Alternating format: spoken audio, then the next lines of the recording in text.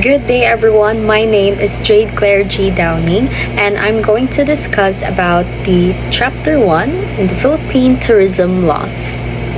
So the learning objectives of this lesson is to identify the different kinds of laws relevant to the tourism, travel, and hospitality industry. Then, explain the concept of tourism law. The next is to enumerate important sources of tourism law and then give examples of applications of tourism laws. The topic outline would be the definition of law, kinds of law, concept of tourism law, and importance and application of tourism law. So the definition of law, in its general and abstract sense, it is the science of moral laws founded on the rational nature of man that governs his free activity for the realization of the individual and social ends of life under an aspect of mutual conditional dependence. In its specific and concrete sense, it is defined as a rule of conduct, just and obligatory, promulgated by legitimate authority, and of common observance and benefit. So, in its broader sense, it is the study of moral principles based on human rationality, guiding free actions to achieve personal and social goals while maintaining mutual responsibility.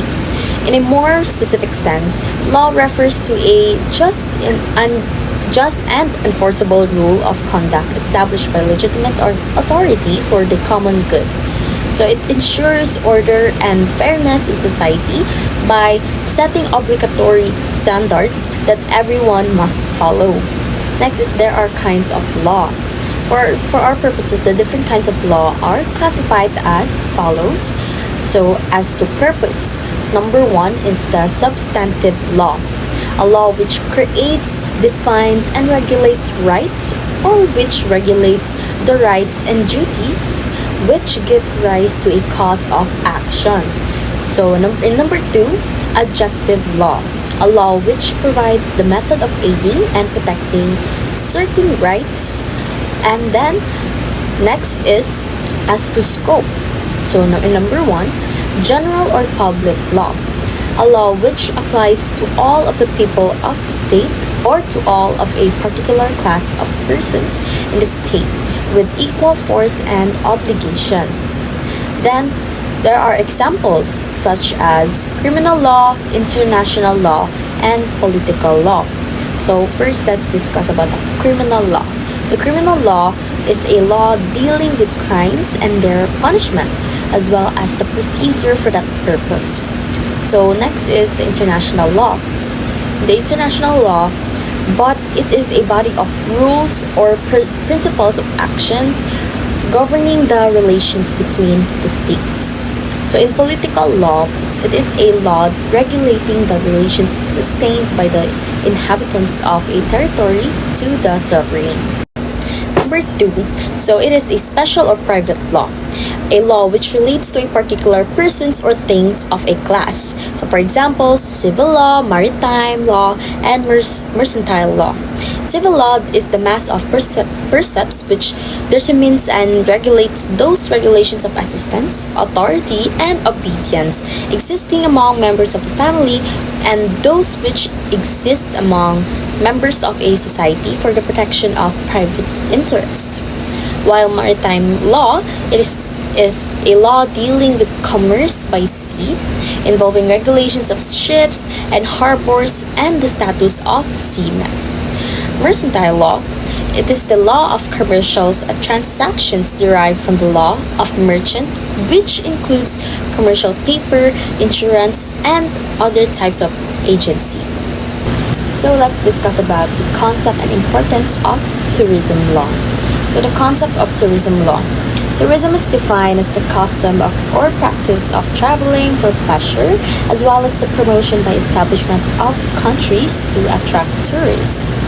So the World Tourism Organization defines tourism as the activities of persons traveling to and staying in places outside their usual environment for not more than one consecutive year for leisure, business, and other purposes. Tourism law may be defined as a body of rules or principles of action which deals with the regulation, authority, relations, and obedience among members of the society involved in the tourist travel and accommodation. It includes persons traveling from place to place for pleasure and business establishment or persons engaged in the occupation of providing various services for tourists. Tourism law consists of rules and regulations that govern the travel and hospitality industry, ensuring smooth operations and protecting the rights of tourists and service providers. It covers various aspects including transportations, accommodations, tour operations, and business establishments involved in tourism. As tourism has expanded to include food services, medical tourism, and e-commerce, laws have been adapted to regulate these sectors effectively. So the importance of tourism law lies in maintaining order, ensuring safety, and fostering economic growth by promoting responsible tourism practices. It helps create a structured and enjoyable experience for travelers while supporting businesses that cater to tourism needs. Sources of law relevant to the tourism, travel, and hospitality industry. Number 1. The Philippine Constitution. It is the fundamental law of the land to which all other laws must conform. Number 2. Statutes or legislative enactments rather. It is the written will of the legislative department rendered authentic by certain prescribed forms and solemnities, prescribing rules of actions or civil conduct with respect to persons, things, or both.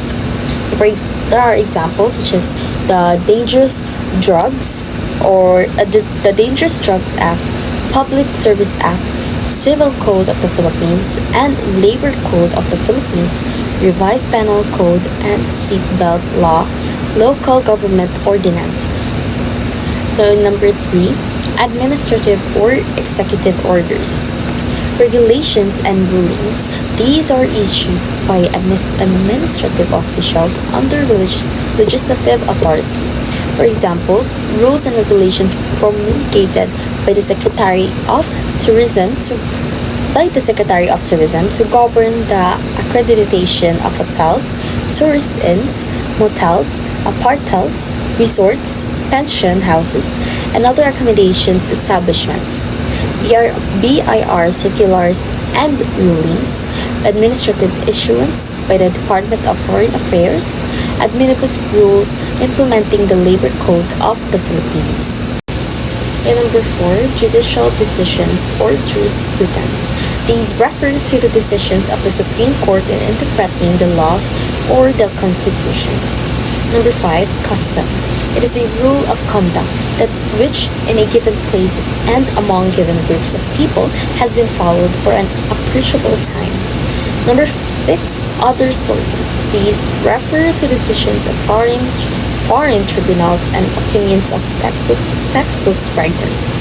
So these are the list of the 6 sources of law relevant to the tourism, travel, and hospitality industry in the Philippines. First, the Philippine Constitution is the highest law of the land, and all other laws must align with it. Second, statutes or legislative enactments are laws created by the legislative branch prescribing rules for people and businesses.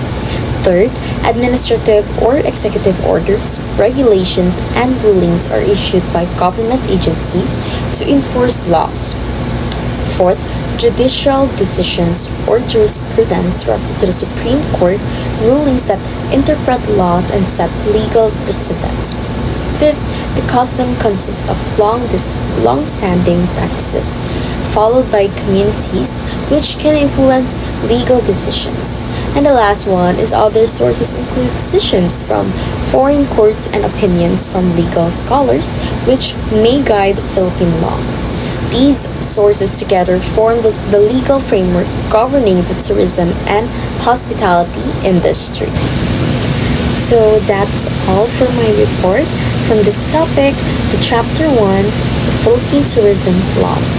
And once again, I am Jade G. Downing from BSHM 3A, and I hope that you learned something from me, and I hope that you have a good day, and God bless.